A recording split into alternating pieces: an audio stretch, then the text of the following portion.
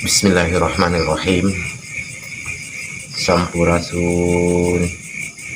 Assalamualaikum warahmatullahi wabarakatuh. Salam sejahtera untuk kita semua. Om Swastiastu, Namo Buddhaya. Shalom. Salam kebajikan. Rahayu. Tuhan itu nggak ada yang tidak bisa dilogika, semuanya berlogika. Dari penciptaan 0 sampai 9 ibaratnya. Karena kita bisa menalarkan. Nah, itulah fungsinya kita ketika kita meningkatkan spiritualitas kita, kita mempunyai daya penalaran kita. Daya analisis kita terhadap segala sesuatunya yang berkaitan dengan kehidupan. Bagi siapa saja yang mau mendekati cahaya itu, maka dia akan tersinari, dia akan mendapatkan pencerahan. Gitu. Walaupun jiwanya itu hanya belum mengalami perjalanan jiwa yang panjang, tetapi ketika dia mau, mereka akan mendekat pada sebuah cahaya itu. Misalkan ini ada cahaya nih, wah itu ada lampu nih, ya kan? Mereka akan mendekat. Tetapi bagi yang nggak eling, ya dia masih terjebak pada zona nyamannya dia. Maka kalikanlah dengan 0 tadi. 1 kali 0 sama dengan 0. Ini logika matematika, itu istilahnya filosofi dari sebuah angka.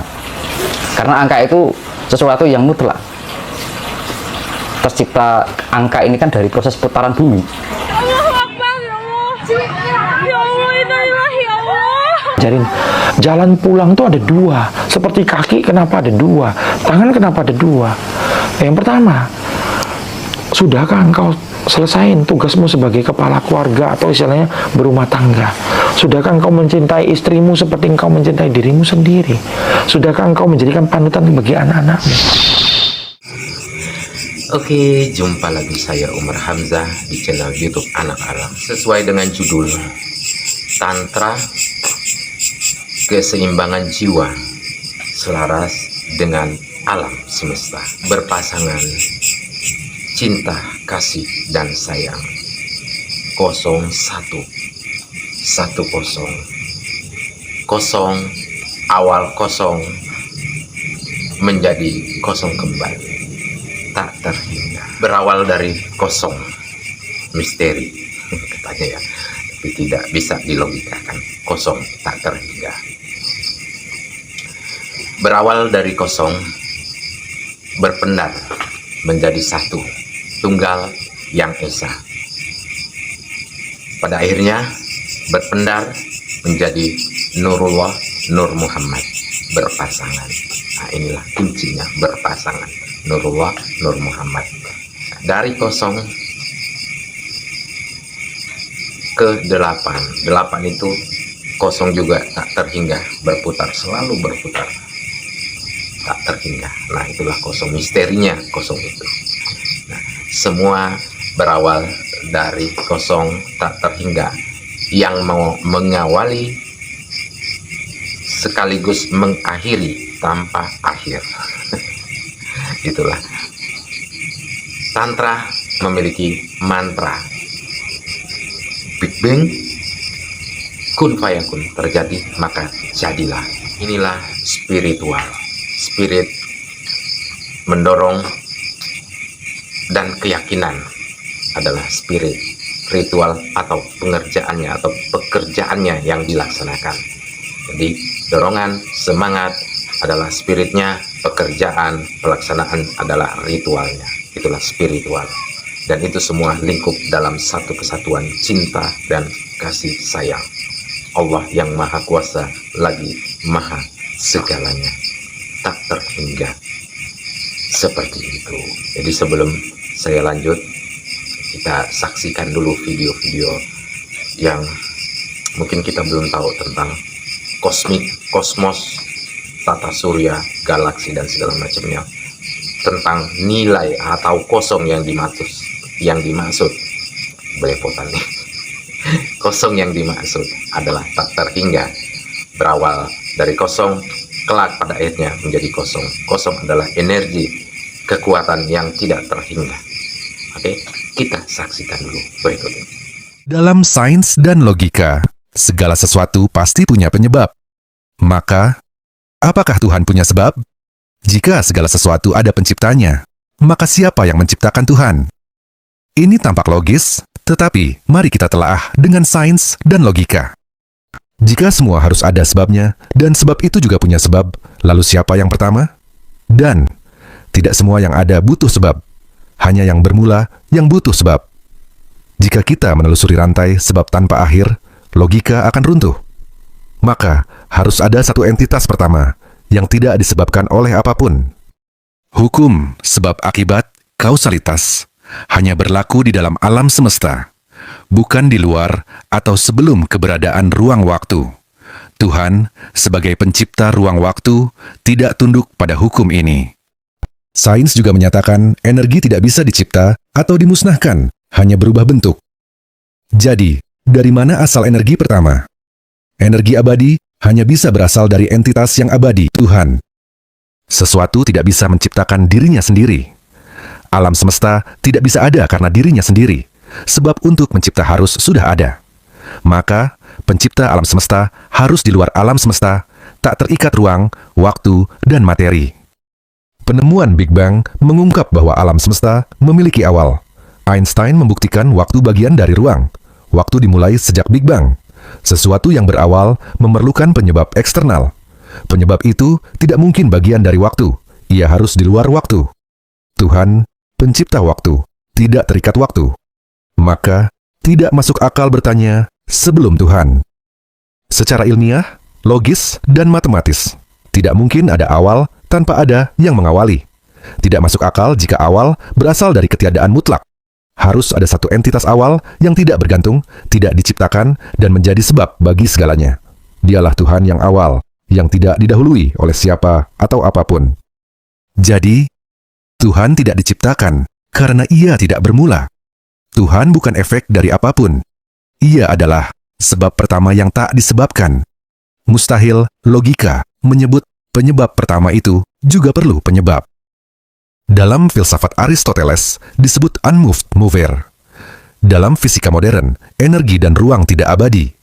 Maka harus ada entitas non-materi, tak berubah, yang mengawali segalanya, itulah Tuhan.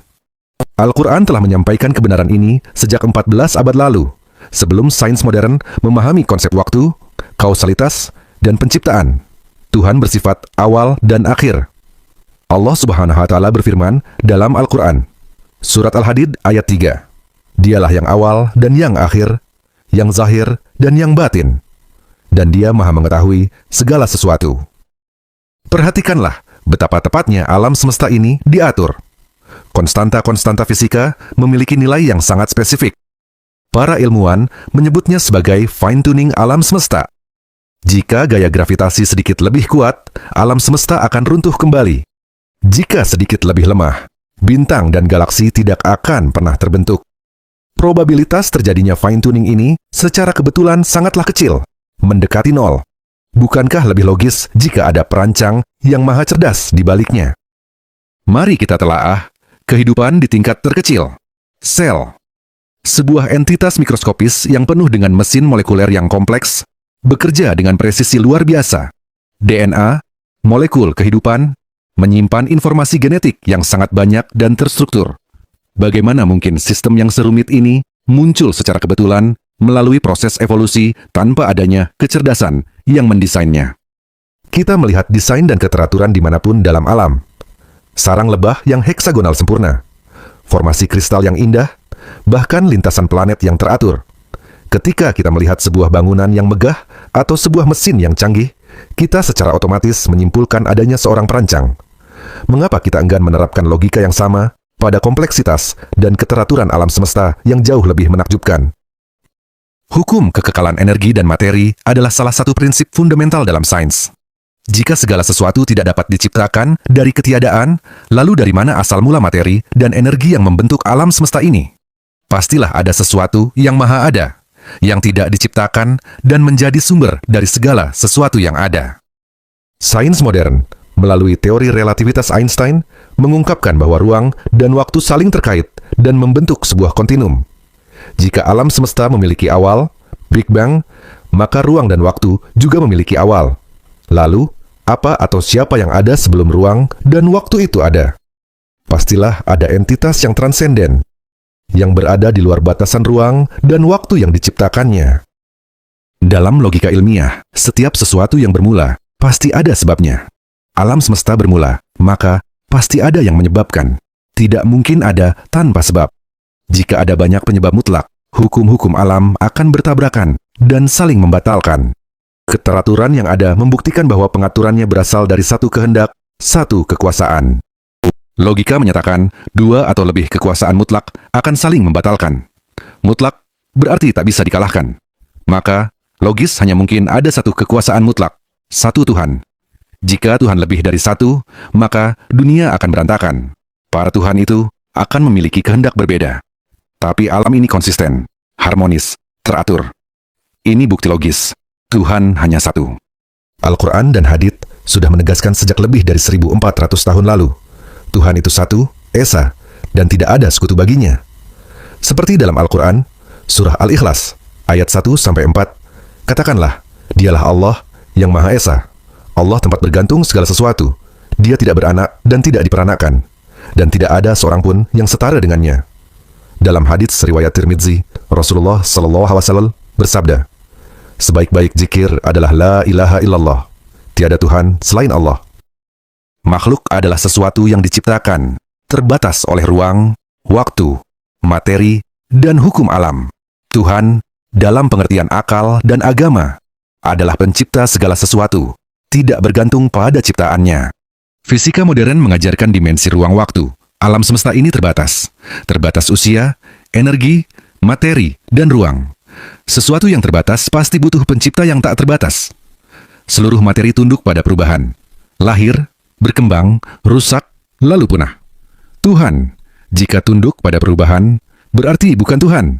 Tuhan harus di luar hukum perubahan. Teori Big Bang menunjukkan bahwa awal mula alam semesta adalah titik singularitas. Tidak berbentuk, tidak bermateri. Apapun yang memulai ruang dan waktu, tidak mungkin terikat ruang dan waktu. Maka, Tuhan berada di luar konsep fisika. Tak berbentuk, tak berwujud seperti makhluk, tanpa bentuk, tanpa materi. Hukum fisika, seperti gravitasi, ruang, waktu, mengikat semua makhluk. Namun, Tuhanlah yang menciptakan hukum-hukum ini. Pencipta hukum tidak tunduk pada hukum ciptaannya.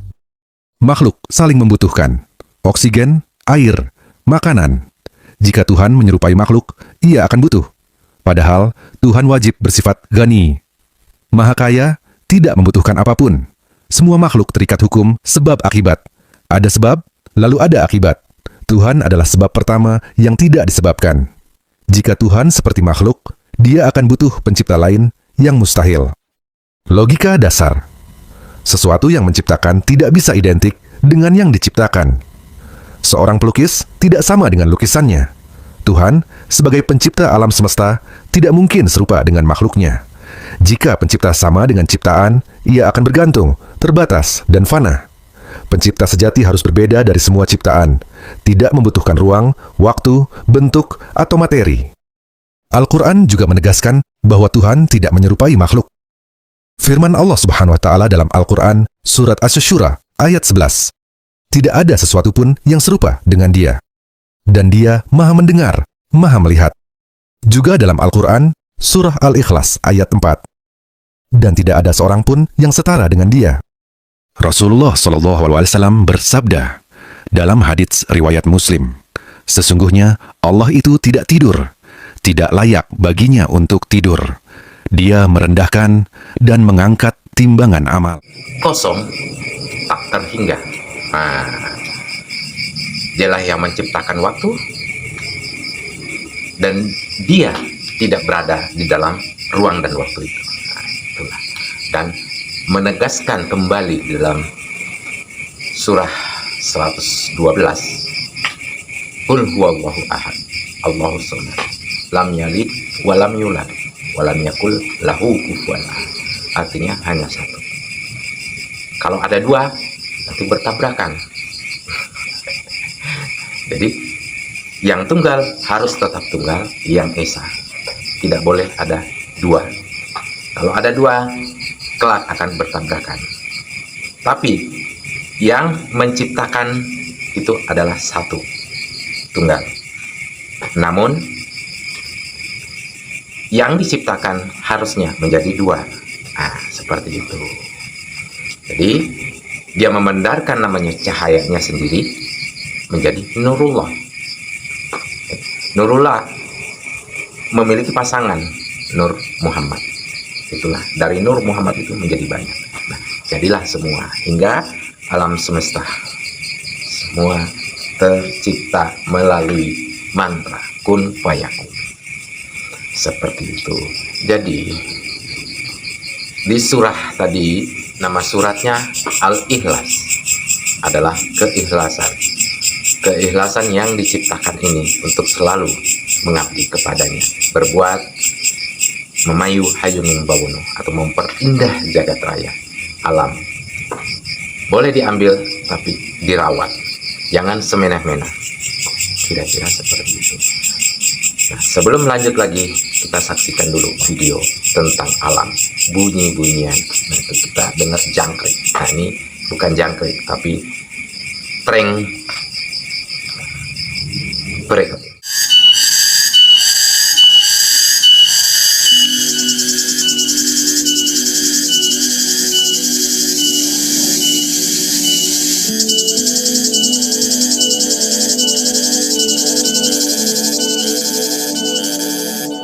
Ia tidak bersinar seperti kupu-kupu, tidak berbisa seperti lebah. Tapi dari balik diamnya, alam diselamatkan perlahan-lahan. Tongeret, makhluk yang sering kita abaikan, ternyata punya peran yang tak bisa digantikan. Ia bukan serangga yang mudah dikenali, tak memiliki warna mencolok. Tak pula sering menampakkan diri di permukaan tanah, tapi sekali suaranya terdengar, kita tahu ada kehidupan yang tengah bergema dari balik dedaunan. Tongeret, atau yang dikenal juga dengan nama si Cada, adalah makhluk kecil yang hidup jauh dari sorotan. Sebagian besar hidupnya dihabiskan di bawah tanah. Dalam kesunyian yang panjang, ia muncul hanya untuk satu tujuan: menyelesaikan siklus hidupnya dengan cara yang tak biasa, penuh keheningan, namun tetap menyatu dengan harmoni alam. Di tengah lengang siang yang terik, atau senyapnya sore menjelang hujan, terdengarlah suara nyaring yang bergetar dari pepohonan. Bukan gemerisik angin, bukan pula kicau burung, melainkan dengung khas yang terus-menerus, seolah alam tengah berdendang. Itulah suara Tongeret. Bagi sebagian orang, mungkin hanya dianggap sebagai latar musim yang biasa. Tapi di balik gemanya, tersembunyi sebuah pesan, bahwa alam sedang bernapas, dan seekor makhluk kecil sedang memanggil, bukan untuk didengar manusia, tapi untuk menjaga keseimbangan yang tak kasat mata. Dalam kesunyian, penuh keheningan. Itulah panggilan. Panggilan bukan untuk manusia, akan tetapi panggilan untuk alam yang tidak terdengar, yang penuh kasat mata. Itulah panggilan. Kasat mata itu banyak, ya kan? Bangsa-bangsanya yang tidak terlihat ya banyak sekali. Bukan hanya jin yang tidak terlihat, siluman, genderuwo, dan segala macamnya makhluk-makhluk lainnya yang tidak terdengar. Tentunya memanggil dengan penuh cinta dan kasih sayang. Itulah yang Sang Cipta Allah Subhanahu wa Ta'ala menciptakan ini semua dengan tidak sia-sia. Pasti punya maksud di alam ini semua sehingga ada. Jadi tidak ada yang sia-sia. Itulah ciptaan Allah. Nah, kembali lagi, kosong tak terhingga. Awal tanpa akhir, mengawali tanpa akhir. Itulah alam semesta. Nah, kemudian kembali lagi pada pembaharuan, kosong menjadi satu, kembali ke kosong. Nah, kedepannya seperti itu. Nah, kalau kemarin saya sudah video sebelum yang lalu saya sudah sampaikan bahwa Tuhan Allah Subhanahu wa Ta'ala menciptakan berpasang-pasangan. Nah, termasuk kita manusia ini berpasang-pasangan. Pasangannya kita bukan saja laki-laki dan perempuan, akan tetapi pasangan kerja yang dimaksud. Kalau di dalam rumah, pasangan rumah tangga, kita laki-laki sebagai pemimpin dan perempuan dan anak kita turunannya adalah makmum di belakang kita. Seperti itu. Jadi kita laki-laki pemimpin dengan bijak bijaksana, welas asih, penuh cinta kasih dan sayang. Itulah yang diajarkan. Makanya Nabi Shallallahu Alaihi Wasallam selalu mengajarkan tentang kebaikan, kebenaran, tentang nilai-nilai ketuhanan ilahiyah seperti itu. Nah, untuk itu penjelasan tentang kosong, misteri kosong, tentang spiritual, sahabat saya Mas Tinus yang diwawancarai oleh grup ngaji Jawa, dan juga di situ ada ngaji Roso, itu grup mereka. Nah, ini berikut ini Mas Tinus dari ngaji Jawa. Tuhan itu nggak ada yang tidak bisa dilogika, semuanya berlogika. Dari penciptaan 0 sampai 9 ibaratnya, itu nggak ada yang nggak bisa dilogika, semua bisa dilogika. Orang nggak bisa mencapai logika karena keterbatasan dari pengetahuan itu sendiri. Ketika orang mencapai keterbatasan itu, melampaui keterbatasan itu, ya bisa dilogika, bukan sesuatu yang mitos. Karena kita bisa menalarkan. Nah, itulah fungsinya kita ketika kita meningkatkan spiritualitas kita, kita mempunyai daya penalaran kita, daya analisis kita terhadap segala sesuatunya yang berkaitan dengan kehidupan. Dengan spiritual, mungkin nanti kebijakan yang diambil dari seorang pemimpin, ya, mungkin presiden kita, menurut Mas Tinus tentang masalah spiritualnya, tentunya Pak Prabowo di sini ya. Dalam hal ini menurut Mas Tinus bagaimana melihat sosok Pak Prabowo ini? Spiritualitasnya beliau, budi pekerti beliau dan sebagainya lah, mungkin kebatinan, kerohanian yang halus-halus yang gaib-gaib mungkin bisa dijelaskan juga. Monggo Mas, silakan. Jadi gini Pak, otomatis ya, ketika seorang pemimpin yang mempunyai spiritualitas itu dia mempunyai center energi ya. Gitu. Contohnya zaman kerajaan dahulu gitu. Di dalam kerajaan zaman dahulu itu kan tidak semua raja mencapai pada sebuah kemakmuran, dan rata-rata sebuah kerajaan itu mencapai kejayaan dipimpin oleh seorang raja yang minimal itu titisan dewa. Maka dari titisan dewa ini akan memberikan kejayaan bagi rakyatnya, bagi negaranya. Nah, maka dari itu untuk mencapai itu kan akan sangat sulit pada era sekarang ini. Jadi bahkan mungkin zamannya Pak Karno itu istilahnya bukan tataran dewa. Contohnya kalau di tataran dewa itu zamannya Jayabaya, zamannya Sri Rangga Rajasa atau Amarwabumi, istilahnya gitu. Ada masa-masa kejayaan yang dimiliki oleh seorang raja.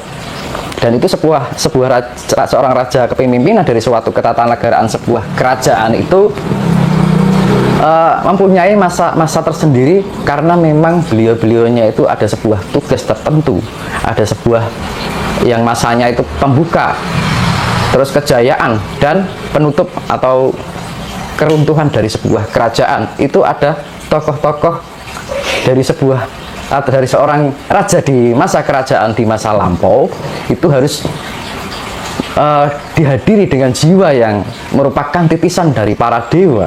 Dan itu kan sangat sulit terjadi di zaman sekarang.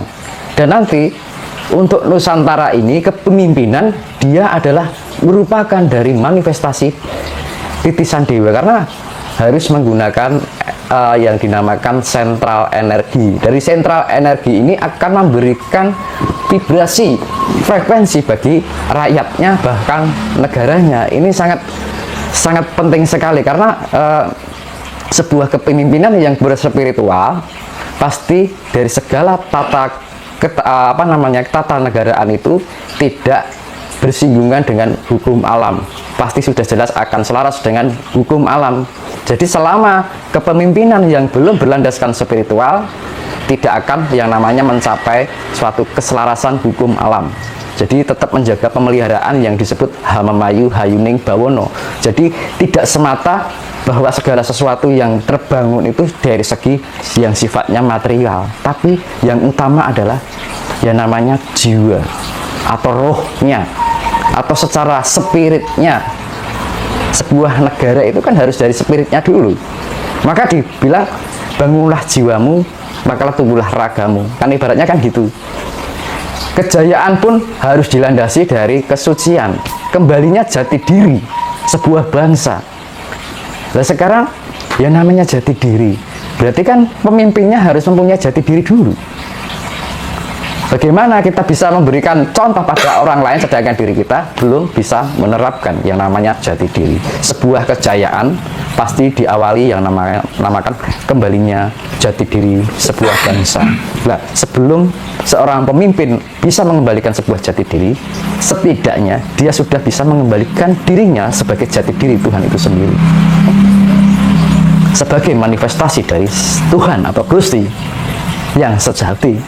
Jadi tidaklah akan terjadi suatu kejayaan karena sudut pandang kejayaan era di zaman sekarang itu hal-hal yang berupa physically atau material gitu. Jadi yang namanya sebuah kejayaan ketika di mana kehidupan itu mengalami kenaikan yang namanya suatu peradaban, maka peradaban itu diambil dari adab, akhlak, budi pekerti gitu. Suatu peradaban, ketika suatu peradaban budi pekerti terbangun di dalam sebuah ketatanegaraan, disitulah akan menemukan kejayaan yang sebenarnya kejayaan yang sejati, bukan sekedar hanya kematerialan atau bersifatnya fisik semata, tapi secara jiwa kayak zaman dulu era Mataram kuno, secara keharmonisan masyarakat dia sangat adab, sangat berbudi pekerti, dan di situ tercipta yang namanya keselarasan. Jadi tidak ada yang pihak lain yang dirugikan. Misalkan ini ada kerajaan ini mencapai kejayaan, sedangkan kejayaannya di atas penderitaan bangsa lain gitu, mencari keberuntungan dari segi perdagangan atau politik. Mungkin dia mengalami kejayaan secara fisik, tetapi kejayaannya di atas penderitaan bangsa lain, dan itu kan sangat melawan dengan hukum alam. Nah, maka dari itu kita kembali pada suatu kejayaan pada era Mataram kuno. Dulu itu sangat gemah ripah loh jinawi. Jadi suatu kejayaan sebuah negara atau kerajaan karena dibangunnya dari keharmonian masyarakatnya, bukan karena kekayaan, tetapi dibangun dari suatu keharmonisan budi pekerti luhur yang tercipta dalam masyarakat itu. Ketika masyarakatnya ini tertata, harmoni, jati dirinya juga bagus, secara otomatis ini akan terbangun yang namanya kejayaan. Dari disitulah baru disebut peradaban. Sekarang memang banyak negara yang jaya, tapi belum bisa dikatakan itu adalah peradaban. Sebentar, puncak Mas. peradaban. Sebentar, Mas. Kira-kira pejabat-pejabat kita sekarang itu beradab apa enggak? Punya budi luhur yang tinggi atau enggak menurut Mas Dimas? Saya kira kalau menurut saya sesuatu yang belum selaras dengan alam itu belum, karena hanya terfokus pada sesuatu yang sifatnya materi, masih terkontaminasi dengan negara-negara lain, belum bisa menjadi identitas di suatu negara. Masih cari keuntungan pribadi, keuntungan kelompok, korupsi besar-besaran gitu ya. Dan kita kan masih kehilangan identitas kita kan belum menemukan identitas Nusantara. Oke, sesi terakhir, kira-kira kapan kita mungkin menjadi negara yang sangat-sangat beradab, berbudi, pekerti yang luhur? Mungkin Indonesia yang jaya, Indonesia emas dan lain sebagainya lah. Ini nanti ini Pak akan beralih pada monarki, tetapi ada tetapinya. Ketika peralihan menuju monarki, kepemerintahan republik ini akan dihancurkan habis-habisan. Monarki kembali ke kerajaan berarti? Iya. Jadi ini ketataan negaraan republik ini benar-benar hancur cur-cur. Bisa melalui alam, bisa melalui peperangan, bisa melalui fenomena alam. Banyak faktor membuat kepemerintahan RI ini benar-benar sudah kolap, tidak bisa apa-apa. Nah, suatu saat nanti ada suatu kelompok yang tiba-tiba muncul, dia bisa membuat sesuatu yang sifatnya menuju yang namanya monarki, menuju ke perubahan. Ya, jadi ketika ada kehancuran pemerintahan ke Indonesia ini, itu tanda-tanda bahwa itu adalah menuju peralihan ke pemerintahan yang sifatnya monarki atau kerajaan. Dan itu dipegang oleh orang-orang pilihan semesta. bukan pilihan rakyat.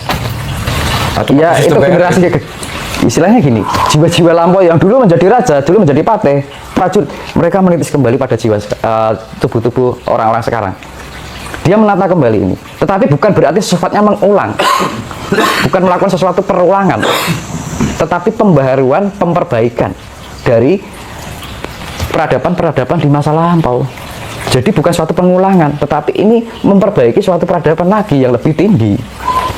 Jadi jiwa-jiwa lampau yang menitis ke pribadi sekarang ini, di era sekarang ini, dia mempunyai basic yang dibawa pengalaman zaman dulu. Misalkan ini orang ini menjadi raja, yang akan menjadi raja Monarik tadi. Dulu dia sudah menjadi pengalaman, mungkin entah di era Majapahit, entah itu Mataram kuno. Mereka hadir kembali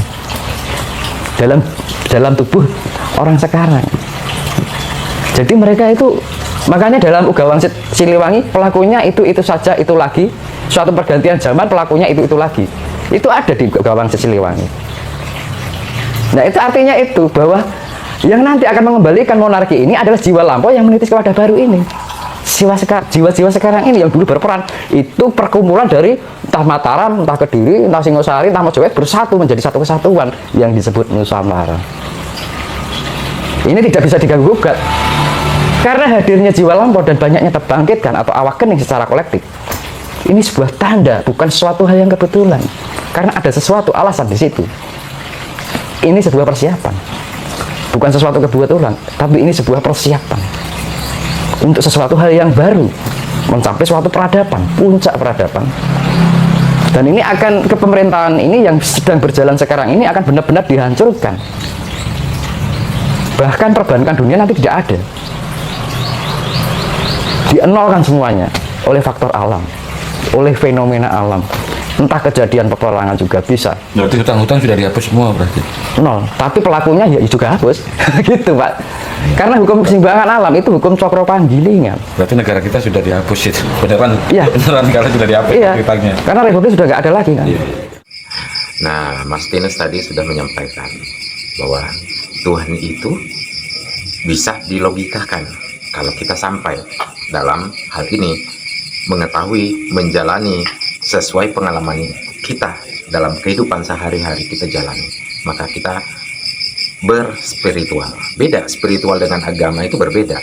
Kalau agama adalah syariatnya, tapi kalau spiritual itu dengan sendirinya. Manusia ini adalah sesungguhnya manusia spiritual, bukan manusia beragama, tapi manusia berspiritual. Karena apa? Spirit tadi sudah saya jelaskan. Saya ulangi lagi, spirit itu adalah support.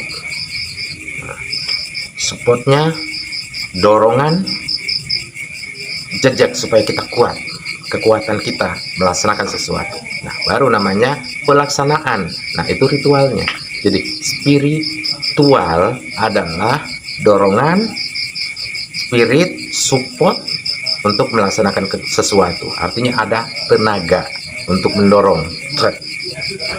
Mendorong inilah sebagai ritualnya. Nah, seperti itu. Jadi bukan ritual-ritual ini, itu adalah karena sudah spiritual menjadi adat, tradisi, sehingga untuk mempersembahkan sesuatu sebagai rasa syukur, maka kita mempersembahkan sesuatu kepada alam. Tentunya itu jadi peruntukan kepada yang kuasa dalam mengaplikasikan tentang nilai-nilai kesyukuran kita. Nah, kita kembalikan lagi kepada alam. Kita ambil dari alam, kemudian kita persembahkan lagi kepada alam dengan tujuan bersyukur. Jadi rasa syukur itulah ada namanya sesajen itu. Nah, kembali lagi soal tadi Mas Tinus ditanya bagaimana spiritualnya pemimpin kita. Ya, saat ini pemimpin kita adalah Bapak Prabowo Subianto selaku Presiden Republik Indonesia. Nah, jawaban Mas Tinus tidak mengarah ke situ, tapi lebih kepada sumber-sumber kepada kerajaan, mengambil contoh kepada kerajaan. Jadi tidak mengarahkan kepada personal. Jadi pemimpin Prabowo dalam hal ini disampaikan oleh beliau, oleh Mas Tinus, bahwa kalau pemimpin itu selaras dengan alam, maka sesungguhnya beliau berspiritual. Nah, secara saya pribadi menilai bahwa Pak Prabowo orang yang berspiritual. Contohnya tadi, spiritual itu adalah satu keyakinan untuk melaksanakan sesuatu pekerjaan. Nah, beliau sudah melaksanakan mulai dari kecil, usia 18 tahun, kemudian bergerak terus, mengabdikan dirinya kepada negara, yaitu masuk ke tentaraan. Kalau orang tidak berspiritual, ya enak-enak aja, hidup enak seperti orang kaya yang lainnya. Ya, Pak Prabowo itu adalah cucu pendiri Bank BNI. Nah, orang tuanya begawan ekonomi, profesor, hidupnya enak. Pak Prabowo bisa saja menikmati kekayaan dari orang tuanya, tidak mau bekerja. Dalam hal ini hanya menikmati. Nah, itulah kebanyakan orang sekarang, hanya mau menikmati, tapi tidak mau bekerja, mengeluarkan keringatnya, tapi hanya menikmati kekayaan orang tuanya. Dihabisin. Nah, itu. Makanya orang tuanya banyak yang larinya mengambil bukan haknya, adalah korupsi. Nah, ini. ini. Nah, jadi beda orang yang sesuai pengalaman spiritual. Contoh tadi, Mas Tinus ditanya soal spiritual Pak Prabowo. Seperti apa Pak Prabowo? Mas Tinus tidak jawab. Hanya jawab seorang pemimpin, ia mencontohkan seperti kerajaan yang menerima wahyu. Ya kan? Nah, tidak seperti kawan kita yang video saya kemarin ini yang pakai kacamata tanpa frame. Ya kan? Ada orangnya gembul gitu. Ya, jadi kita tidak boleh menilai sesuatu yang kita tidak tahu. Lebih baik kita menjawab pertanyaan, kita alihkan pertanyaan itu sehingga tidak menimbulkan fitnah. Nah, inilah yang video saya kemarin itu adalah saya mencoba menyampaikan jangan. Kalau kita menyampaikan sesuatu yang kita tidak tahu adalah fitnah. Nah, fitnah itu seperti apa? Ya, para sahabat sudah tahu kan seperti apa fitnah yang kita buat tanpa mengetahui kebenarannya. Makanya harus tahu kebenaran, harus tahu segala sesuatu. Nah, spiritual tentunya, kalau tadi saya melihat Mas Tinus menyampaikan, mengarahkan, jadi pertanyaan tentang Bapak Prabowo, Mas Tinus mengarahkan ke contoh kerajaan-kerajaan zaman dahulu, selaras dengan alam, ya kan, memiliki spiritual. Jadi orang kalau sudah memiliki spiritual, ya pasti selaras dengan alam, sudah pasti. Kalau tidak selaras dengan alam, ya bukan spiritual namanya, karena spiritual itu sendiri balik lagi satu keyakinan, satu dorongan, satu support. Nah, kita ambil contoh dorongan Pak Prabowo melakukan sebuah atau mencalonkan diri sebagai presiden. Beliau tahu bahwa harus siap. Misalnya kemarin saya sampaikan, siap mati dalam hal ini. Artinya sudah mengambil sesuatu, pantang untuk dibuang lagi. Nah, sama dengan kita di dalam rumah tangga, ya kan? Sudah kita mengambil perempuan atau perempuan mengambil laki-laki untuk menjadi suaminya, kita laki-laki mengambil perempuan untuk menjadi istri saya, meminta orang tua dari istri kita, ya kita harus bagaimanapun kelebihan dan kekurangannya kita harus tutupi. Kita bekerja sama di dalam itu sehingga serasi, seimbang, tidak ada yang kita rugikan di antara satu sama lainnya, bekerja sama di situ. Nah, seperti itu. Jadi pasangan itu yang sesungguhnya adalah namanya serasi, seimbang. Nah, seperti itu. Mas Tinus menyampaikan ini akan dihancurkan. Apakah itu melalui proses alam, bencana, ya kan, atau huru hara atau goro-goro, ya itu semua proses. Dan itu kan beberapa video yang saya sudah lalu adalah ini adalah saat ini telah terjadi atau sedang berlangsungnya namanya revolusi alam. Jadi kalau revolusi manusianya, revolusi fisik kita manusianya tidak bisa lagi dilaksanakan karena terganggu emosional, nah pasti alamlah yang melaksanakan, tentunya atas kehendak yang kuasa. Seperti itu, yang kuasa Allah Subhanahu wa Ta'ala, atas kehendaknya. Dan itu kan berapa kali saya sudah sampaikan bahwa saat ini sedang berlangsung namanya pagebluk. Pagebluk itu bekerja sejak 3 tahun lalu. Nah, kan dari 2021 sudah bekerja. Apa itu Pak Geblok? Nah, dimulai kan corona dan akan nanti ada lagi, ya kan, baru namanya stuck semua kan. Nah, kemudian kembali, apakah ada bank? Ya, bisa jadi tidak ada. Karena apa? Ya, kita ambil contoh sejarah berdirinya bank, adanya bank. Bukan yang memulai itu kan, adanya bank itu di seluruh dunia itu berawal dari Jawa. Didirikan Bank Jawa itu ya kebetulan karena dikasih mandat direktur utamanya adalah orang Belanda, jadilah The Javas Bank. Nah, sekarang jadi Bank Indonesia. Tidak akan pernah ada bank-bank di seluruh dunia itu tanpa ada Javas Bank. Javas Bank kemudian mendirikan cabangnya di luar negeri sana, ya kan, namanya Bank Dunia, World Bank. Nah, seperti itu. Baru ada yang lain-lain muncul. Nah, di sini muncul juga kakeknya Pak Prabowo mendirikan namanya BRI di Purwokerto, Banyumas Purwokerto. Nah, inilah sebenarnya yang dijaga Pak Prabowo gitu kan. Mulai dari BRI sampai namanya BNI. Yang mendirikan BNI juga kakeknya Pak Prabowo kan, namanya Pak Margono. Nah, kan artinya kalau Pak Prabowo hanya mau senang-senang, ya untuk apa bekerja banting tulang istilahnya seperti itu, mau diremehkan, mau dicaci maki, mencalonkan diri sebagai presiden, tidak tahu malu lah dan segala macamnya. Orang-orang bilang begitu kan. Nah, itu kan fitnah semua. Di balik itu mereka tidak tahu apa di balik ini. Artinya ini menjaga keutuhan daripada bangsa Indonesia yang sudah didirikan oleh Insinyur Soekarno. Jadi Pak Prabowo maju ini bukan tanpa tujuan. Tujuannya adalah pengabdian, kemudian adalah menjaga konstelasi juga tentang perbankan. Dua kakeknya ini zaman dahulu mendirikan BRI di tahun 1880-an, atau kemudian kakeknya beliau dari ayahanda bapaknya beliau, Pak Margono, itu adalah mendirikan BNI 46. Nah, pertanyaannya begini, mendirikan bank, modalnya dari mana? Pak Margono itu kan cuman direktur utama kan, selaku pendiri sekaligus direktur utama. Modalnya dari mana? Ya kan? Nah, ini kan tidak ada yang tahu. Modalnya adalah dari The Javas Bank atau Bank Jawa. Bank Jawa didirikan tahun 1828. Bank Jawa atau bernama The Javas Bank atau Bank Jawa di Indonesia kan. Nah, seperti itu. Yang mendirikan siapa? Mangkunagara IV. Setelah beliau dilantik menjadi raja, Mangkunagara IV menggantikan saudaranya Mangkunagara III. Nah, seperti itu. Nah, kemudian Mangkunagara IV, Mangkunagara V, baru Mangkunagara VI. Nah, Mangkunagara VI lah yang pada akhirnya mencetuskan memiliki murid namanya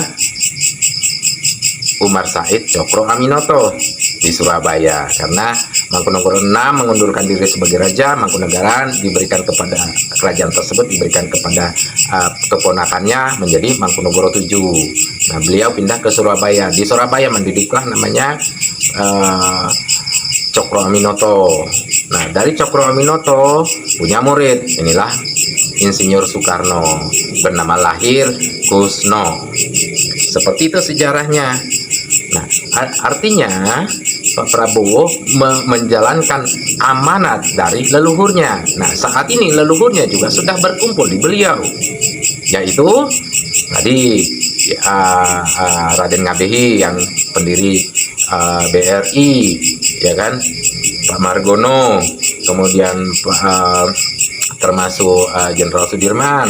Energinya mengumpul semua di Pak Prabowo. Nah, pertanyaannya, ada video saya yang lalu bahwa Pak Prabowo adalah pemukas. Nah, apa yang tadi disampaikan Mas Tinus bahwa bisa saja nanti ini artinya pamungkas. Pak Prabowo 08, ya, sandinya 08 atau 8 itu angka misteri, angka alam semesta yang selalu berputar kembali ke kosong. Pak Prabowo presiden ke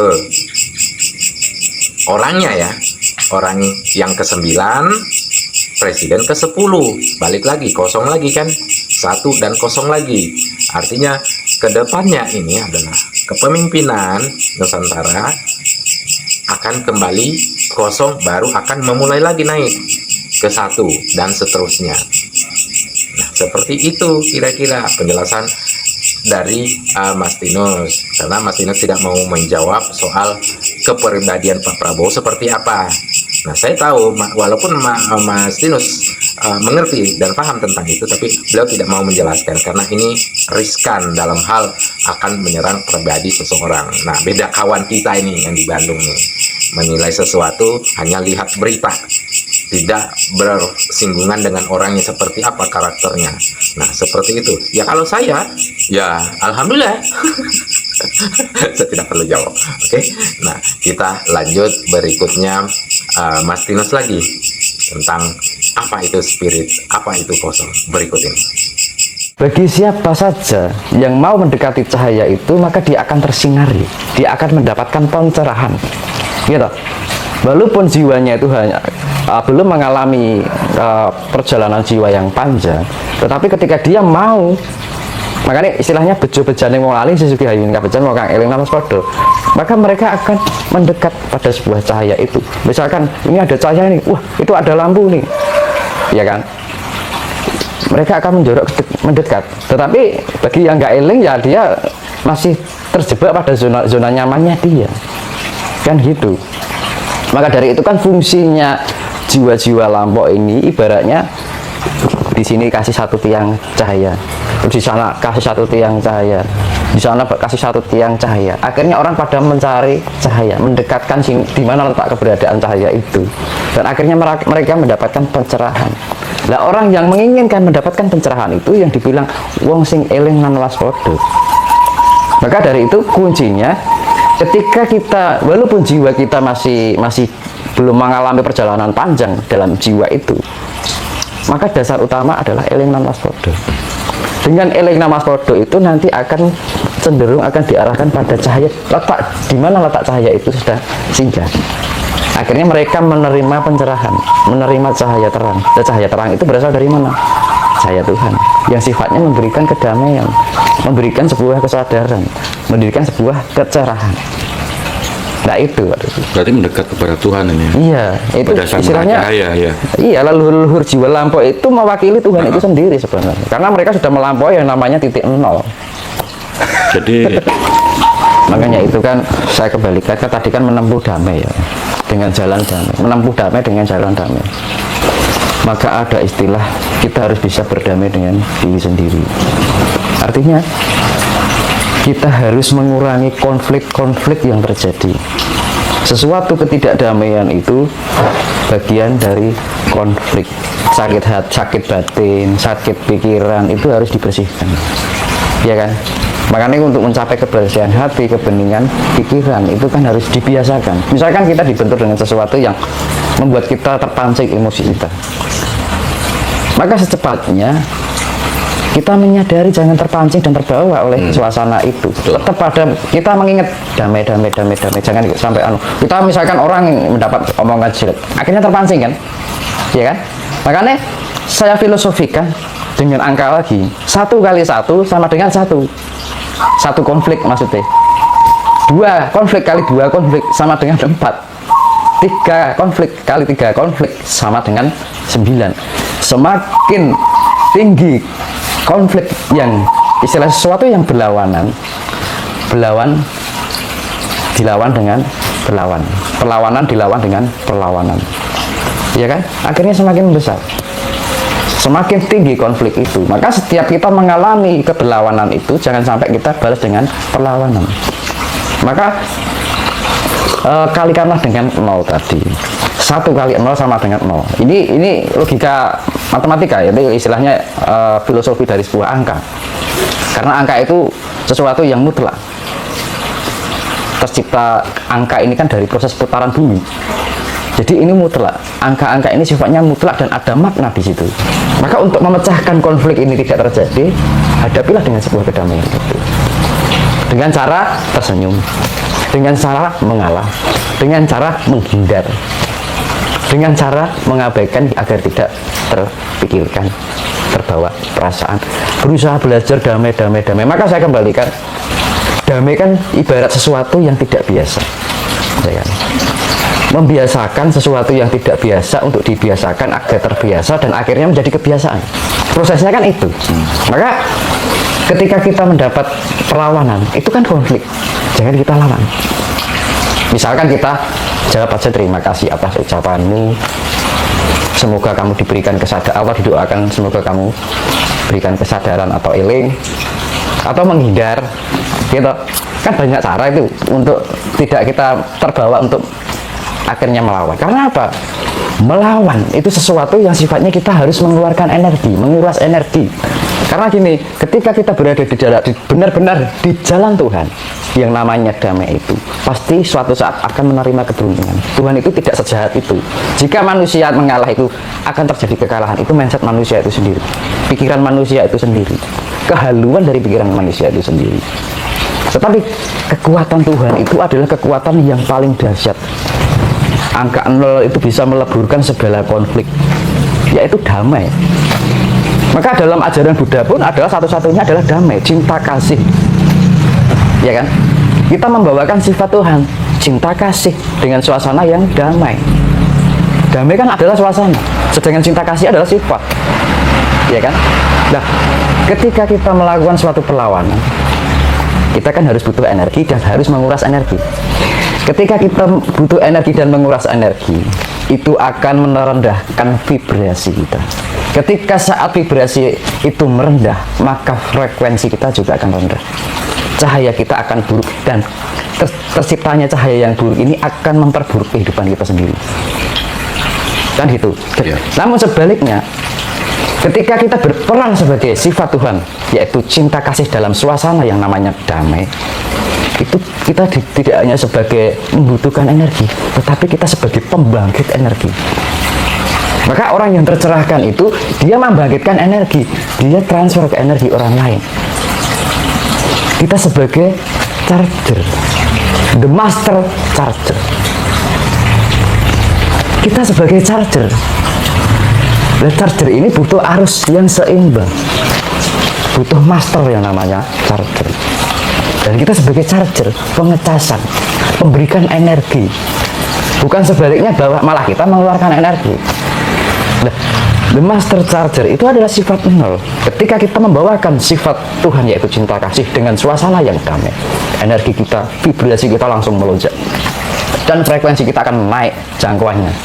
Ketika frekuensi kita tinggi, kualitas cahaya kita semakin tinggi. Disitulah kekuatan Tuhan yang kita miliki. Kita termanifestasi dalam wujud Tuhan itu sendiri. Dan di situ kita akan bisa memberikan energi. Mana ada orang bisa memberikan energi orang lain tanpa jalan spiritual? Tidak ada.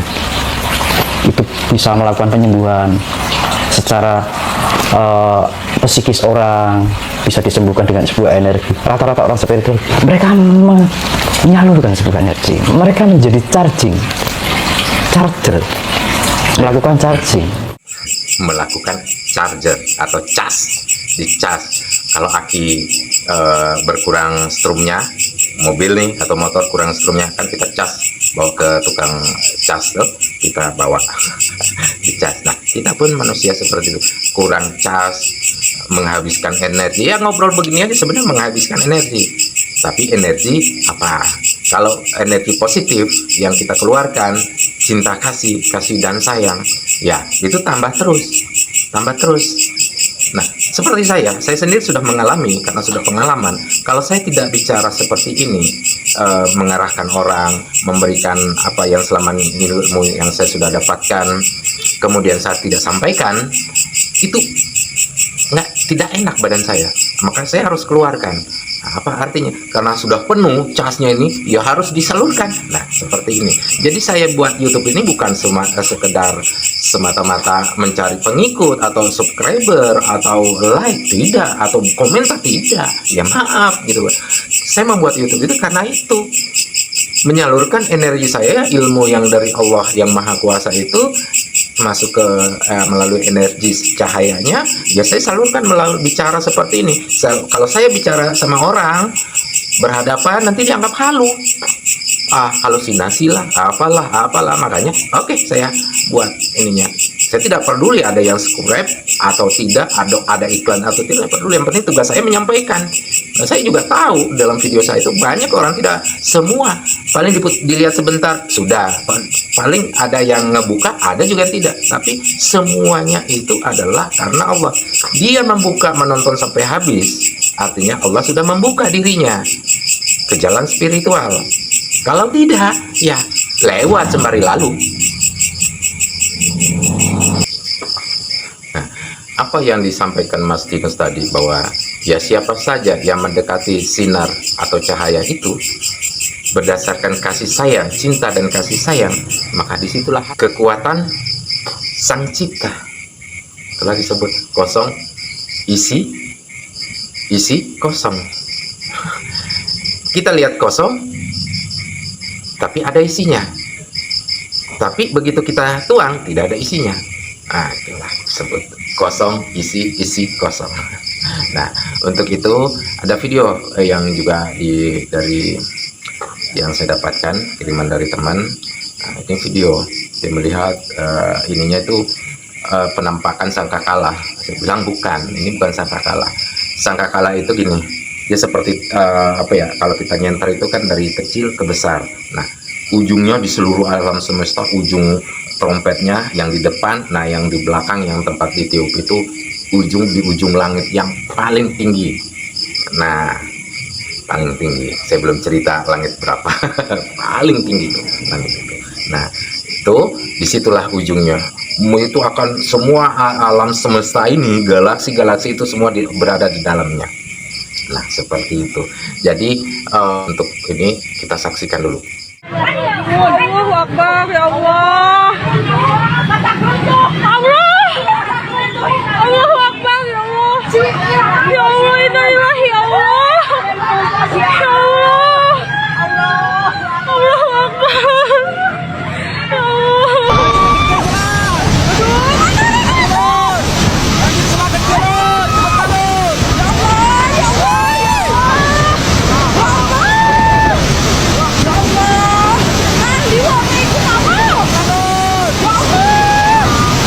Nah, kita sudah lihat tadi ya, cahaya gitu kan melintasi bumi. Tapi seolah-olah kalau kita lihat tuh berada di seberang sana ya, tidak jauh gitu kan. Padahal itu di luar angkasa. Nah, itu cahaya itu adalah meteor. Meteor melintasi seperti pedang. Nah, inti dari itu adalah itu untuk satu peringatan juga, cahaya. Kalau itu sekiranya menabrak bumi, terbelah bumi ini, hancur lebur. Nah, disinilah cinta dan kasih sayang Allah. Dengan cinta dan kasih sayangnya, Allah yang Maha Kuasa memperlihatkan agar mengingat kembali. Eling lan waspodo, kata Mas Tino tadi. Eling, waspada. Nah, inilah yang melintas cahaya itu. Itu dia seperti pedang tuh. Nah, kalau bumi ini ditebas, ya selesai lah. Kalau sahabat kita dari Medan, ya habislah barang itu. Selesailah barang itu. Jadi menabrak bumi, atau menabrak planet, atau bahkan menabrak matahari pun, matahari itu hancur, terbelah. Saking tajamnya ini cahaya meteor ini. Nah, gitu. Jadi Allah perlihatkan melintas, baru lama hilang. Itulah cinta kasih sayang Allah. Jadi dengan kasih sayang ini, bahwa tidak akan ada yang bisa menghancurkan bumi ini, tempat kita manusia. Karena apa? Karena ada tugasnya yang lain. Nah, ketika kita manusia ini tidak mau eling, waspada, tidak mau lagi bertuhan dengan Sang Cipta atau kepada Sang Cipta, maka itulah perubahan alam. Jadi revolusi fisik, ya revolusi alam. Ya contoh tadi revolusi alam, ya bencana di mana-mana. Ya artinya bencana yang ada ini masih bisa diminimalisir. Ya umpamanya gempa yang harusnya 8, 9, 10 SR, tapi bisa di bawah 5 atau di bawah 7. 6, ya kan 5, nah seperti itu. Untuk apa? Supaya kita manusianya sadar. Sadar dari apa? Sadar dari keesaan Allah. Seperti itu, bertuhan kepada Allah yang Maha Kuasa, tidak bertuhan dengan yang lain-lain, yaitu tidak bertuhan kepada uang, tidak bertuhan kepada pekerjaan dan segala macamnya. Kita bekerja itu semata-mata mengabdi kepada Allah. Abdullah, mengemban amanah untuk melaksanakan tugas. Makanya ada siklus kehidupan adalah seni kehidupan itu sendiri. Nah, seperti itu. Untuk lebih lanjut ada Kang Mas Budi atau Ki Budi. Orang menyebutnya Kanjeng Budi. Ya, kalau saya Kang Mas Budi. Berikut. Kanjeng Budi, Satrio Pening itu tuh apa? Ya. Bagaimana gitu? Ya. Jadi kalau yang saya biasa datang itu biasanya klaim dari orang lain, dukun orang lain atau spiritual, dan klaim dari makhluk goib yang dia didatangi dia. Itu yang biasa acuan mereka. Nah, terus tentang Satrio Penyingit. Satrio Penyingit ini kan muncul dari beberapa kata awal orang dulu. Baru muncul kata-kata itu. Sebenarnya istilahnya bagi saya nanti muncul ya seorang pemimpin yang baik. Itu aja sebenarnya. Tidak susah-susah sampai kayak gitu. Cuma pemimpin yang baik itu memang akan keluar. Indonesia ini memang nanti akan masuk dalam era jaya. Itu pasti. Cuma kan Jawa klaimnya itu, tapi tempat lain kan klaimnya berbeda. Nah, Seperti Avatar itu kan ada kan katanya. maksudnya avatar. Mesias, berarti ada sosok personal ya, orang yang akan datang, memang muncul yang di masa akan datang yang menjadi pimpinan di dunia ini, yang berlaku adil dan bijaksana. Apakah memang ada memang sosok kayak gitu? Kalau beberapa cerita itu memang di kitab memang ada, tapi berbahayanya nanti ujungnya mereka akan jatuhnya ke masalah. Kalau kayak di kitab, salah satu kitab ya, itu tertulis memang Om, akan ada pemimpin yang seperti itu. Dia akan dipuja dan dielukan. Tapi Om, ujungnya nanti dia akan disembah. Ada seperti itu tertulis. Jadi dunia ini, Berarti kamuflase aja berarti. ya, bagi saya dunia itu susah untuk bikin adil Om. Karena dunia ini memang adalah suatu cobaan kita. Jadi sebenarnya Om, dunia ini hanya cobaan aja untuk kita masuk ke dalam dunia berikutnya nanti, kehidupan berikutnya nanti. Jadi di masa sekarang ini anggaplah suatu masa ujian. Sholatku, ibadahku tuh hanya karena anugerah Tuhan kasih saya hidup, bukan karena biar saya kaya dan lain-lain. Tidak. Bertuhannya Om tuh karena Om hidup. Ada teman saya, dia sholat sampai 11 kali dan lain-lain. Habis itu nanti kalau ini dia ngeluh tentang ini itu, tentang kehidupan. No, saya bilang, bagaimana ceritanya? Orang kalau udah sholat 11 kali, dia kenal Gusti, hatinya bertaut sama Gusti. Tapi banyak saya lihat orang sholat dari lahir, kelakuannya beda. Tidak mencerminkan tentang apa yang Gusti ajarin. Jadi sholatnya ngapain gitu?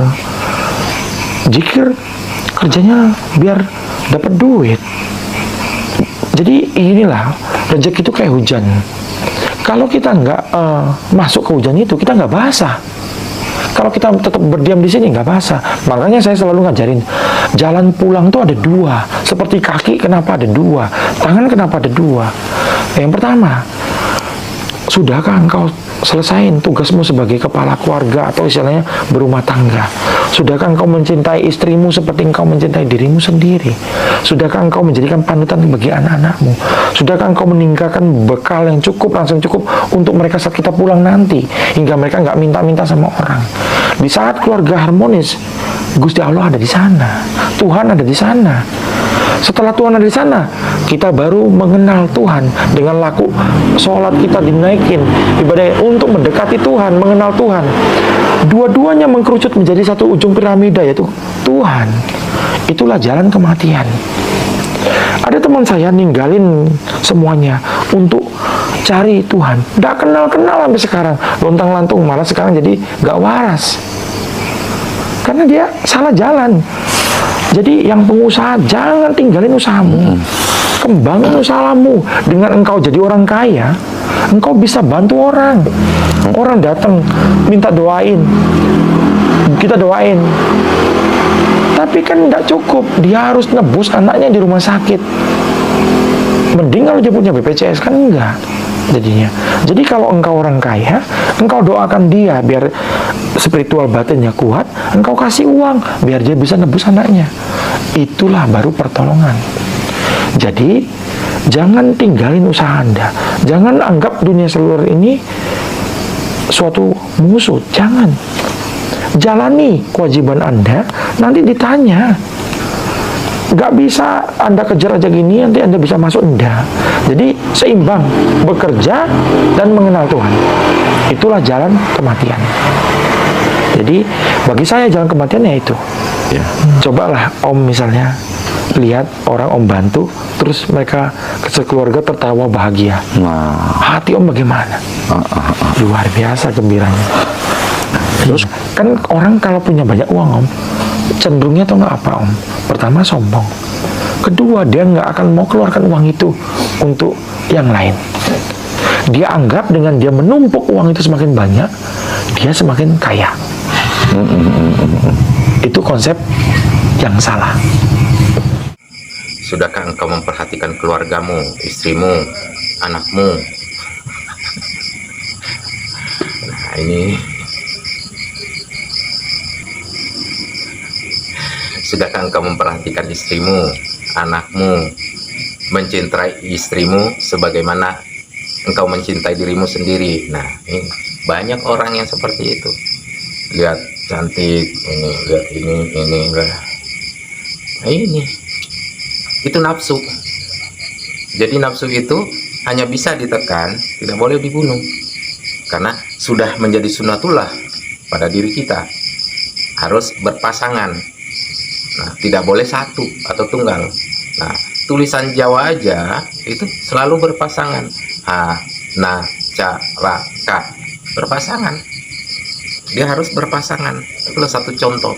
Jadi pasangan kita harus kita cintai, kasihi, memberi. Kerjasama.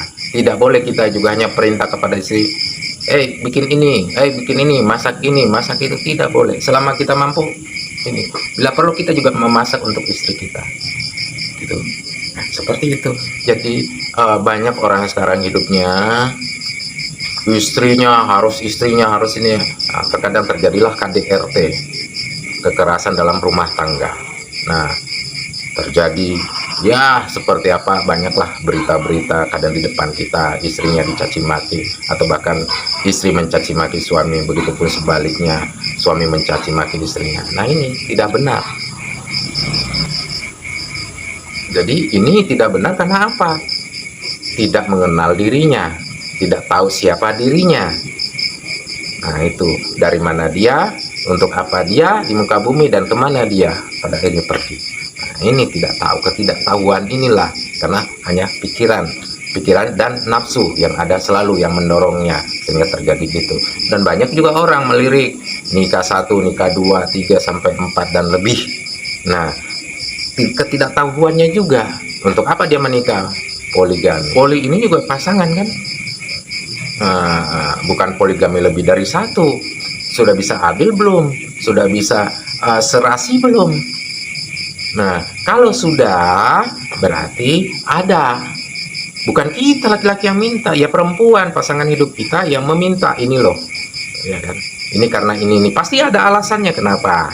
Nah, kan makanya di pengadilan ini juga kalau mau nikah itu poligami lebih dari 1, kan ada catatannya. Apa alasannya menikah lagi? Karena apa nih menikah lagi? Nah, seperti itu. Ini contoh. Banyak pada akhirnya juga banyak orang bercerai yang terjadi juga baru-baru ini banyak berita bahwa setelah Lebaran kemarin ini banyak orang cerai. Karena apa? Ya pada akhirnya cuma satu, materi, uang. Ya kan? karena tidak ini, tidak itu, tidak ini. Nah, ada juga yang beralih ke lain hati katanya kan. Itu bukan cinta, tapi nafsu. Itu bukan sayang, ya kan? Itu bukan kasih. Kasih itu memberi, sayang ya cinta. Cinta definisinya apa? Cinta kepada Allah. Allah cinta kepada hambanya. Cinta kasih. Nah, seperti itu. Karena cinta kasihnya ini kita masih terpelihara. Kita masih diberikan waktu. Kita masih diberikan kesempatan. Kita masih diberikan rezeki. Selalu bersyukur. Nah ini, kalau orang tidak pernah mau bersyukur, ya itulah yang terjadi. Cerai, ya pisah, ya karena materi. Ya kan? Ya kalau ada bertanya bagaimana saya sendiri, ya ada. Sesuai pengalaman saya ini saya cerita, bukan karena saya menikah karena hal-hal lain, itu karena ada permintaan. Nah, ada permintaan dari yang bersangkutan, carilah, ya saja. Seperti itu, maka terjadilah. Nah, seperti itu. Jadi ada permintaan dari pasangan kita, pasangan hidup kita. Seperti itu. Jadi pesan saya secara pribadi, cintailah kekasih kita, pasangan kita, keluarga kita sebagaimana kita mencintai diri kita. Jangan berbuat semena-mena terhadap pasangan kita, khususnya apalagi KDRT, terjadi KDRT. Jangan, ingatlah selalu apa tugas kita. Tugas kita sebagai laki-laki adalah pemimpin bagi makmum kita, keluarga kita, anak-anak kita, adalah contoh. Itulah spirit kita, tugas kita. Spiritual itu maknanya luas. Jadi seperti itu. Jadi apa yang disampaikan Mas Tinus, kemudian Kang Mas Budi, itu adalah jalan kita mempelajari, mengambil ilmunya, ambil yang baiknya, buang yang buruknya. Pelajari, lihat, perhatikan, dijalani, dan selalu bersyukur kepada Yang Kuasa. Tidak akan ada artinya Mas Tinus menyampaikan, Mas Budi, Kang Mas Budi menyampaikan, atau saya sendiri menyampaikan kepada para sahabat saudaraku semuanya, kalau tidak melaksanakan. Saya memiliki tugas menyampaikan, akan tetapi kembali lagi kepada para sahabat semua, mau melaksanakan atau tidak. Yang disebut tadi apa yang semua sudah dijabarkan. Seperti itu, mau menyaksikan, merenungi, eling lan waspodo. Ingat dan selalu waspada apapun yang terjadi, menjadi pembelajaran. Pelajaran hidup yang paling utama adalah pengalaman. Carilah pengalaman. Sesungguhnya pengalaman itu adalah guru bagi kita sendiri. Jangan kita juga asal jeplak, tidak tahu tapi kita sudah ngomong ini begini, itu jadi fitnah. Belajarlah kita menelaah dulu sebagai informasi, kita saring, kita pikirkan, kita renungkan, kita menjiwai, baru ada muncul namanya dari hati, dari kalbu, kebenaran itu. Kebenaran tidak ada yang mendua, kebenaran itu datangnya dari Allah yang Maha Kuasa. Seperti itu, Bhinneka Tunggal Ika, Tanhana Dharma Mangruah. Berbeda-beda, akan tetapi bersatu, kita satu tujuan. Begitupun pernikahan, awalnya dari satu, laki-laki, kemudian diciptakan Hawa, perempuan, itulah pasangan, kemudian berkembang biak. Kita punya anak, punya cucu, punya cicit, dan segala macam berkembang. Akhirnya menjadi satu suku. Berbeda marga, nanti marganya apa, ininya apa, beda-beda, satu suku. Kemudian dari suku-suku ini yang banyak-banyak, yang kecil-kecil ini kemudian menyatu sebuah bangsa. Maka lahirlah bangsa. Bangsa itu bukan hanya bangsa namanya bangsa kulit putih, kulit merah, kulit hitam, kulit kuning, atau kulit coklat sawo matang seperti saya ini. Bukan saja, tapi bangsa. Nah, sekarang terbungkus di bangsa Indonesia. Nah, bangsa Indonesia ada. Nah, yang tidak ada kita adalah bangsa Indonesia, adalah bangsawan Indonesia. Itu yang belum punya. Nah, bangsawan itu apa? Nah, itulah yang memiliki spiritual. Nah, duduk orang-orang spiritual ini duduk di MPR sana, Majelis Permusyawaratan Rakyat. Itu yang saya sudah cerita video saya yang lalu. Seperti itu hierarkinya. Sebuah bangsa, bangsa Indonesia, ya harus ada bangsawannya. Bagaimana ada bangsa tapi tidak ada bangsawannya? Tugasnya bangsawan itu adalah menyaring semua tempat yang menjadikan musyawarah mencapai mufakat. Dari mufakat ini kita tuangkan menjadi undang-undang, cek, kita ketok kesepakatan, terjadilah kesepakatan, kebersamaan, itulah yang kita jalankan. Kemudian dari kesepakatan itu dibawa ke daerah-daerah semua, dijalani. Itu dijalani di daerah-daerah, akhirnya kesepakatan ini terjadi, bahwa baru ada namanya kemakmuran. Nah, itulah yang tadi kalau disampaikan Mas Dinas tadi, bahwa akan diperbaharui kembali ke titik nol. Nah, itulah tadi juga ini cahaya meteor, cahayanya itu. Nah, itu untuk supaya ingat selalu yang disampaikan Mas Budi itu. Nah, jadi itu sementara yang saya bisa sampaikan.